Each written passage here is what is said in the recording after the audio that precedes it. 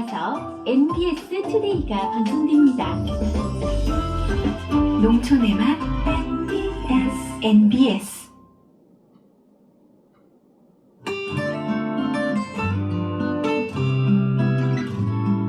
사랑이 가득한 NBS, 행복이 가득한 NBS 한국 농업방송.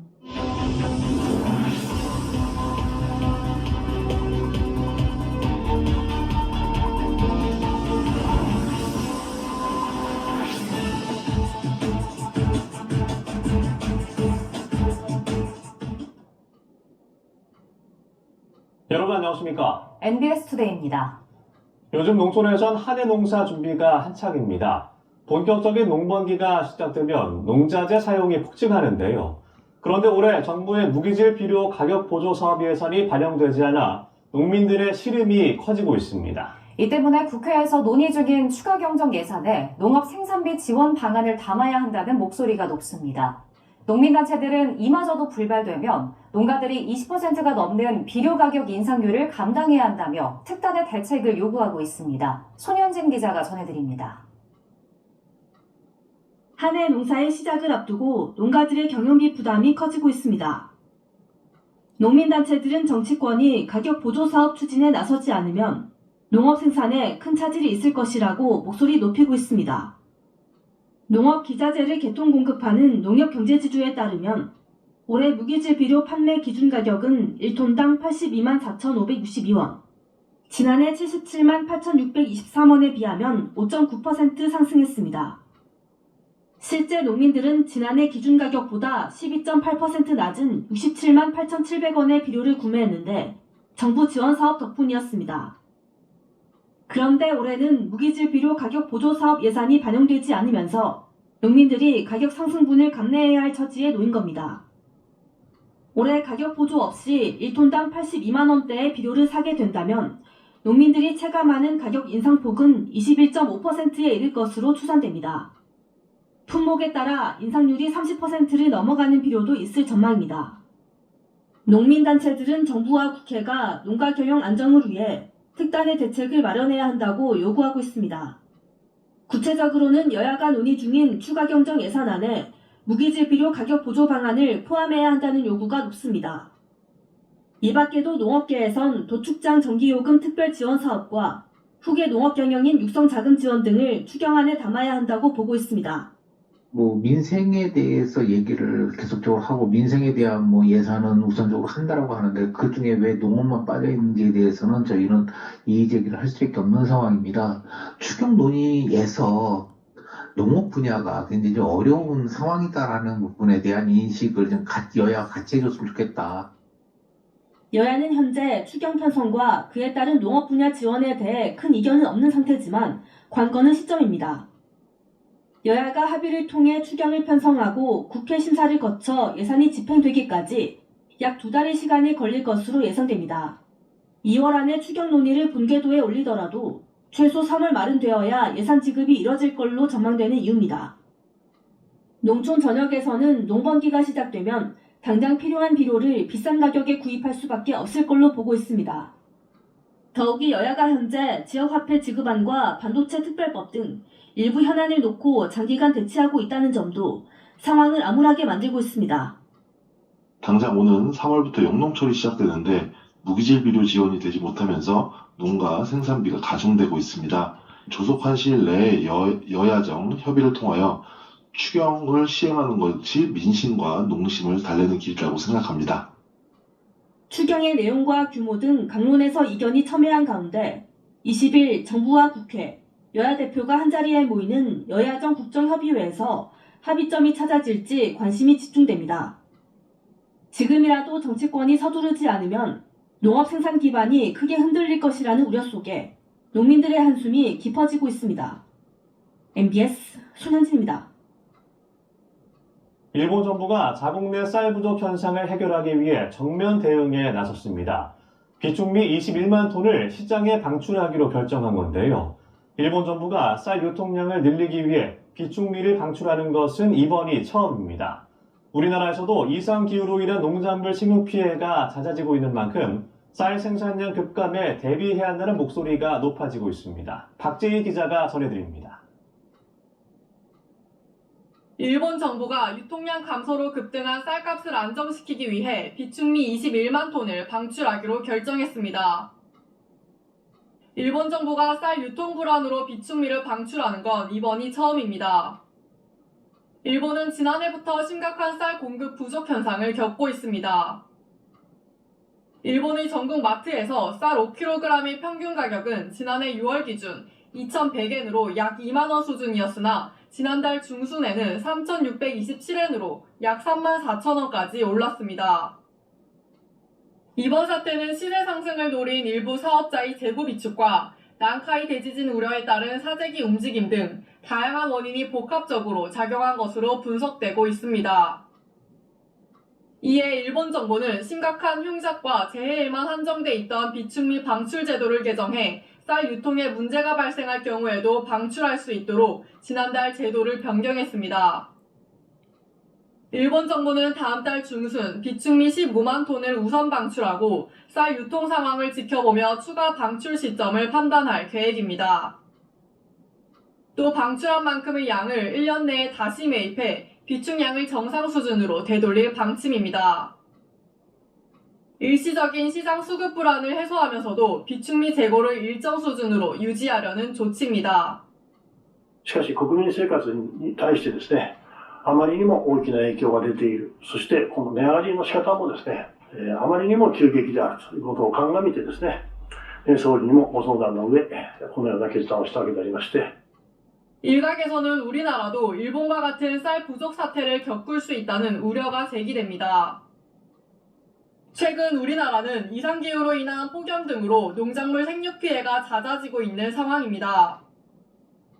심각한 자연재해와 예측 못한 수요 급증 등이 겹칠 경우 쌀 부족 현상이 빚어질 위험이 상존하는 겁니다. 현재 우리나라의 쌀 정책은 벼 재배 면적 조정제 등 쌀 생산 감축에 초점이 맞춰진 상황. 일본이 겪고 있는 상황을 우리도 언제든 맞닥뜨릴 수 있는 만큼 유사시에 대응한 식량 안보 강화 대책 마련이 절실하다는 지적이 나옵니다. MBS 박재희입니다. 대표적인 월동작물인 마늘과 양파는 겨울을 견디며 자라나죠. 특히 이달 중하순 무렵은 생육이 시작되는 중요한 시기입니다. 그런데 겨울에서 봄으로 넘어가며 날씨가 따뜻해지다가 기온이 뚝 떨어지는 등의 이상기후 현상이 발생할 때가 있는데요. 이때 농작물이 잘 적응하지 못해 저온 피해가 발생할 수도 있어 각별한 주의가 필요합니다. 김수아 기자가 전해드립니다. 마늘과 양파의 생육 재생기가 시작되는 봄을 앞두고 농촌진흥청이 농작물 저온 피해를 예방하기 위한 사전 예방을 당부했습니다. 노지 월동작물인 마늘과 양파는 겨울철 월동을 지나 2월 중하순에서 3월 초반 생육이 다시 시작됩니다. 마늘과 양파 모두 추위에 강하지만 기습적인 한파 등 급격한 기상 변동을 겪으면 생육에 이상이 생기거나 잎이 마르는 등의 저온 피해를 입을 수 있습니다. 실제로 지난해 12월 중순 한낮 기온이 20도를 웃돌다 하순 들어 최저 기온이 영하 10도로 떨어진 전북 익산 지역에서 양파 농가가 냉해 피해를 입기도 했습니다. 올해에도 급격한 한파나 대설 등 이상기후 현상이 잇따르자 노지 월동작물 농가들의 농작물 피해 우려가 커진 바 있습니다.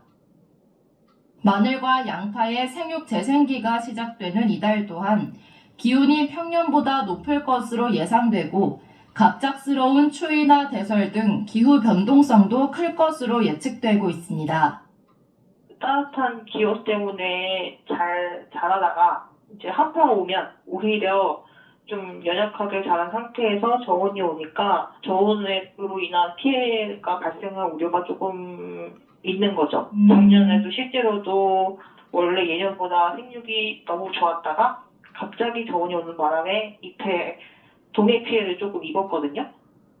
농진청은 요즘 같은 시기 저온 피해를 예방해야 마늘, 양파를 안정적으로 생산할 수 있다고 강조합니다. 먼저 농작물이 어는 피해를 예방하기 위해서는 기상 상황을 고려하며 비닐 걷기에 주의해야 합니다. 월동기를 지나더라도 양파와 마늘의 경우 영하 7도에서 8도에서는 얼게 되는 만큼 충분히 기온이 올랐을 때 보온용 비닐을 벗겨야 한다는 설명입니다. 양파 마늘이 월동이 되긴 되는데 기온이 영하 8도에서 9도 정도로 내려가면 얼어요. 중북부 이상 지역은 을에 영하 8도, 9도 이하로 내려가잖아요. 그 안에서 따뜻하다 보니까 얘네가 계속 월동기에 천천히 생육을 하는 단계거든요. 근데 갑자기 추위에 노출되면 얘네가 동해 피해를 입기가 쉽기 때문에 기온이 오를 때 뿌리가 땅 위로 드러나는 서리빨 피해도 주의해야 합니다. 작물의 뿌리가 땅 위로 보일 경우 흙으로 덮어주고 보다 근본적으로는 밭고랑을 깊이 파 물기를 확보하는 등 재배지 물 빠짐을 원활하게 하는 것이 중요합니다. 또 기온이 높을 경우 옷자람과 생리장애가 발생할 수 있어 농작물 생육 상황을 확인하고 옷자란 농작물이 있을 경우 비료량을 줄이는 것이 좋습니다. 이 밖에도 농진청은 시기에 맞게 잡초를 제거하거나 웃거름을 주는 것도 중요하다고 강조했습니다. 농진청은 마늘과 양파의 경우 기상에 따른 생산 변동성이 높은 만큼 향후 주산지를 중심으로 안정적인 생산을 위한 기술 지원과 현장 전문 상담을 추진할 예정입니다. 수확 전까지는 이런 생육 상황이라든가 이런 것들을 좀 저희가 계속 주산지 위주로 점검을 하게 될 거고요. 월동 관리 기술 이런 것들에 대해서도 도원이나 센터 통해서 계속적으로 기술 지원을 해 나갈 예정이거든요. 또 경북 등 가뭄 피해가 예상되는 지역에도 지역별 맞춤 기술 지원을 통해 농산물 수급 안정을 뒷받침할 예정입니다. MBS 김수아입니다.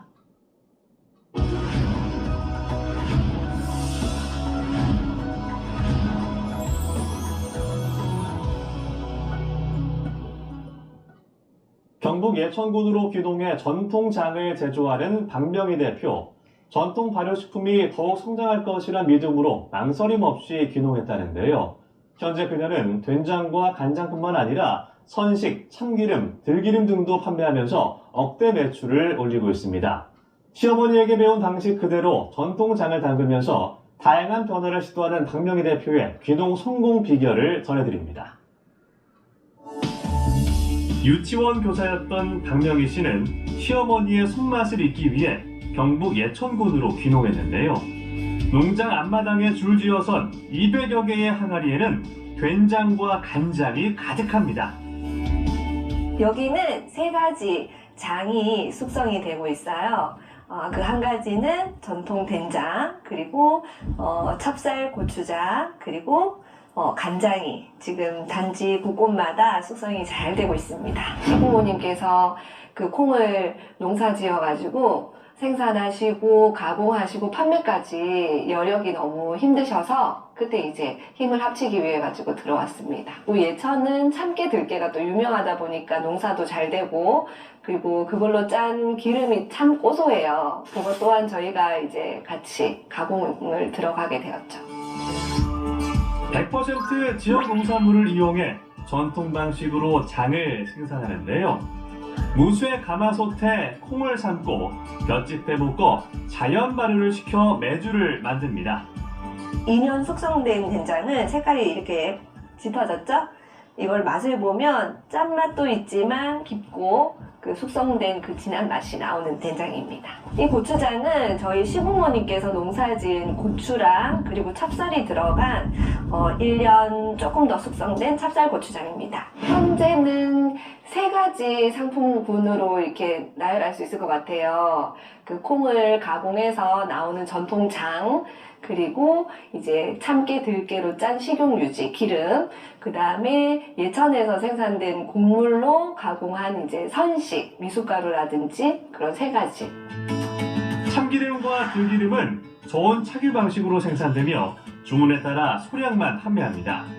된장은 먹기 쉽게 큐브 형태로 만들어 누구나 간편하게 즐길 수 있습니다. 제 주변에서도 보면 된장찌개, 청국찌개 잘 안 끓여 먹더라고요. 아이들이 놀러 와서 보면 우리 엄마는 이런 거 안 끓여줘요. 그래서 먹지를 못해서 경험을 못해서 못 먹는 친구들도 보았을 때, 그러면 우리의 장을 이용하고 우리 지역에서 생산된 농산물로 한번 만들어 보자 해서 도전을 했고, 예천군 농산물 가공 지원 센터라는 곳이 있어서 거기서 이제 도움을 받아가지고 그 제품을 만들게 되었어요. 끓는 물만 부으면 40초 만에 풀려요. 바로 섭취를 하실 수가 있어요. 끓이지도 않고. 네, 그래서 그걸 이름에 넣었어요. 청국장과 된장 외에 선식 제품을 늘리면서 변화한 식생활 트렌드에 맞추고요. 농산물 가공의 부가가치를 일찍 깨닫고 간편하게 된장을 즐길 수 있는 가공식품도 개발해 인기를 얻었습니다. 장 담는 시기가 이제 왔기 때문에 설정하신 예약 발송 때를 맞춰서 오늘도 일부 발송할 예정이라 지금 매주를 떼고 있는 과정입니다. 11월 말에 콩이 삶고 그 과정들을 거쳐서 완성이 된 메주들이에요. 소비자와의 소통이 중요하다고 판단해 온라인 판로 개척에 나선 박명희 씨. 라이브 커머스 방송, 크라우드 펀딩 등 농장을 알리는 데 적극 참여했습니다. 처음에 농장 홍보도 저는 이렇게 컴퓨터도 워드만 할 줄 알았지 전혀 할 수 있는 게 없었어요. 저희 신랑이 블로그를 해야 된다 해서 12년도부터 블로그를 했었어요. 장을 먹을 철만 이제 장을 찾으시는 거예요. 청국장도 그렇고 메주도 그렇고. 겨울 아닌 이상은 판매가 안 되니 일주일에 택배가 없는 적도 있었어요. 그래서 한 분 한 분이 소중했던 거죠. 그래서 그때 생산된 무라든지 고추라든지 조금씩 챙겨드리기 시작했어요. 그러면서 이제 소비자들하고 소통을 하면서 또 새로운 제품 이걸 좀 해보면 어떻겠냐 해서 또 하게 되고, 그래서 점점 이렇게 성장한 것 같아요. 3년 전부터는 농촌 교육 농장을 운영하고 있는데요. 이곳에선 아이들부터 어른까지 직접 장을 담그면서 우리 전통장과 식재료에 대해 관찰하고 체험할 수 있습니다. 체험은 아직 제가 시작한 지 2년 좀 안 되거든요. 커리큘럼이 많지는 않지만 오면 이제 청국장에 대해서, 청국장 발효에 대해서 배울 수 있고, 그리고 전통장을 직접 내 손으로 담아 볼 수 있고. 박명희 씨는 다양한 마케팅 교육을 통해 온라인 판로를 확장하는 데 성공했습니다. 또 농촌 교육 농장을 운영하면서 아이들에게 우리 전통 장맛을 널리 알리고 있습니다. 장사업을 하고 있는 저 자신이 스스로 뿌듯해요. 점점 이게 시간이 흐를수록 이 장을 담으시는 분들은 점점 줄어들지 않을까라는 생각이 들고, 30년 이후가 되면 언젠간 또 명인의 자리가 올라갈 수 있는 기회도 생길 거고, 이 전통 발효라는 거를 가르쳐주고 계속 익혀서 좀 알리고 싶어요. 시어머니의 손맛을 이어받아 후대의 장 제조 기술을 전수하길 바란다는 박명희 씨. 그녀가 꿈꾸는 앞날을 진심으로 응원합니다. 이어서 간추린 소식입니다. 한국농어촌공사가 농지 확보에 어려움을 겪는 청년 농업인을 지원하는 선임대 후매도 사업 신청자를 2월 28일까지 모집합니다. 이 사업은 청년 농업인이 원하는 농지를 공사가 매입한 후 매도를 전제로 최장 30년간 임대하고 원리금 상환이 완료되면 소유권을 이전해주는 사업입니다. 대상은 만 39세 이하의 청년농이며 우선순위 등을 고려한 심의를 통해 선정됩니다. 특별시와 광역시를 제외한 전국이 대상 지역으로 1000제곱미터 이상의 논과 밭, 과수원 등이 사업 대상에 포함됩니다. 신청은 농지 소재지 관할 한국농어촌공사 지사를 방문해 접수하면 됩니다. 공사는 신청 현황에 따라 4월 중 2차 모집 여부를 결정할 계획입니다. 자세한 사항은 농지은행 포털에서 확인할 수 있습니다. 당뇨 전 단계 성인이 홍삼을 섭취하면 혈당을 효과적으로 조절할 수 있다는 연구 결과가 발표됐습니다. KGC 인삼공사 천연물 효능연구소는 홍삼 섭취가 공복혈당과 식후혈당 등 혈당 관련 9개 지표를 크게 개선할 수 있다는 내용의 연구 결과를 공개했습니다. 연구소는 혈당 장애가 있는 당뇨 전 단계 40세 이상 성인 98명을 홍삼 섭취군과 대조군으로 나눠 12주간 연구한 결과 홍삼 섭취군의 공복혈당 수치가 대조군보다 9.07% 낮았다고 밝혔습니다. 이번 연구에선 홍삼이 식욕 억제 관여 호르몬인 GLP-1을 증가시킨다는 점도 규명됐습니다. 실제로 홍삼을 섭취한 그룹은 12주 후 혈중 GLP-1 수치가 대조군보다 9.9% 더 높았습니다. 이 같은 결과는 국제학술지 메디신에 게재됐습니다.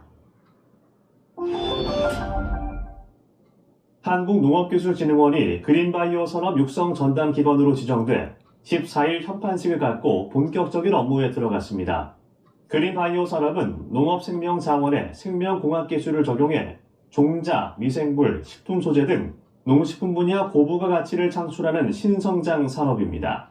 농진원은 그린바이오 산업과 관련해 실태 조사와 통계 작성, 데이터 활용 지원, 벤처 창업 지원 등 다양한 업무를 수행할 예정입니다. 안호근 농진원장은 이날 협판식을 진행하며 농식품부의 운영 계획을 보고하고 산업 육성을 위한 중장기 발전 방안 등을 논의했습니다. 안 원장은 농진원이 그린바이오 산업과 관련한 중요한 역할을 맡게 돼 큰 책임감을 느낀다며 그린바이오 산업의 발전을 견인하는 데 최선을 다할 것이라고 말했습니다. NH농협캐피탈의 임직원 봉사단 반드시는 2월 16일 북한산에서 플로깅 활동을 진행하며 사회공헌 활동에 앞장섰습니다. 플로깅은 걷거나 뛰면서 쓰레기를 줍는 환경보호 활동으로 반드시 단원들은 이번 활동을 통해 북한산 주요 등산로 일대 쓰레기를 수거하고 자연보호의 중요성을 알리는 데 힘을 보탰습니다. NH농협캐피탈은 ESG 경영 강화를 위해 친환경 프로젝트 지원, 금융 취약계층을 위한 사회공헌 활동, 임직원 봉사활동 등 다양한 프로그램을 전개하고 있습니다. 장종환 NH농협캐피탈 대표는 임직원들의 자발적인 참여로 환경보호 활동을 지속적으로 이어가고 있다며 앞으로도 ESG 경영을 실천하며 지역사회와 환경을 위한 다양한 활동을 지속할 것이라고 밝혔습니다. 염소고기 추출물이 피부 장벽을 강화하고 염증을 줄이는 효과가 있다는 연구 결과가 나왔습니다. 농촌진흥청 국립축산과학원은 피부 장벽 기능을 담당하는 각질 형성세포와 염증 반응을 조절하는 대식세포를 이용해 실험한 결과 이러한 효능을 확인했다고 최근 밝혔습니다. 축과원에 따르면 염소고기 추출물을 처리한 세포에서 피부의 물리적 장벽이 강화됐고 수분 유지와 피부 보호에 필요한 인자가 그렇지 않은 세포보다 2배 이상 증가했습니다. 염증성 사이토카인은 15에서 24%, 케모카인은 17에서 53% 감소했습니다. 이 두 단백질은 과도하게 분비되면 염증을 일으키는 것으로 알려져 있습니다. 조직 손상을 일으키는 산화질소는 34에서 39% 줄었고 피부 염증을 유발하는 미토겐 활성화 단백질 키나제도 억제됐습니다. 강근호 축과원 축산물 이용과장은 다양한 연구로 염소고기의 효능을 검증하겠다고 밝혔습니다. 2025학년도 1학기 농촌유학에 381명의 서울 학생이 참여했습니다.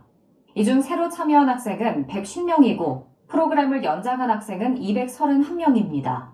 이로써 2021년 프로그램 시작 이후 누적 참가 학생 수는 2232명이 됐습니다. 농촌유학은 도시와 농촌의 상생을 위한 대표적인 교육 모델입니다. 농촌 유학을 갔다 온 학생 만족도는 90%를 넘는 것으로 조사됐습니다. 정근식 서울시 교육감은 농촌 유학은 학생들이 자연 속에서 배우고 성장할 기회를 준다며 앞으로 더 많은 학생이 농촌 유학에 참여할 수 있도록 지역사회와 협력을 강화하겠다고 말했습니다. 전남도가 2024년 전라남도 유기농 명인 3명을 지정했습니다.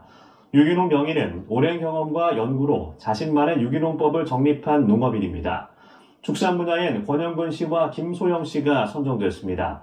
이들은 유기재배로 생산한 사료를 급여해 축산 분야의 최상위 인증인 유기축산 인증을 받았습니다. 채소 분야엔 박영일 씨가 선정됐습니다. 박 씨는 친환경 농업에서도 가장 어려운 노지재배 방식으로 유기농 고추를 생산했습니다. 또 농약과 화학 비료를 사용하지 않고 직접 만든 효소제와 영양제로 다양한 유기농 채소를 재배하고 있습니다. 박현식 전남도 농축산식품국장은 유기농 명인들이 유기농업 확산에 큰 도움이 될 것이라고 말했습니다. 경북도 농업기술원이 납작복숭아 신품종인 세빛반도를 개발했습니다. 세빛반도는 납작복숭아를 선호하는 새로운 소비 트렌드에 맞춰 육성된 반도형 품종입니다. 납작복숭아는 일반 복숭아보다 당도가 높은 것으로 알려져 있습니다. 특히 세빛반도는 향기가 풍부하고 기존의 반도형 품종에서 문제로 지적됐던 꼭지 반대 부위에 열과 발생이 적어 생산성과 상품성이 개선된 게 특징입니다.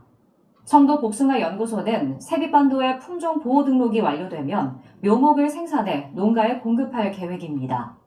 또 납작복숭아를 조기 보급해 지역 농가의 소득을 증가시키고 고품질 과실 생산을 위한 기술을 지원할 예정입니다.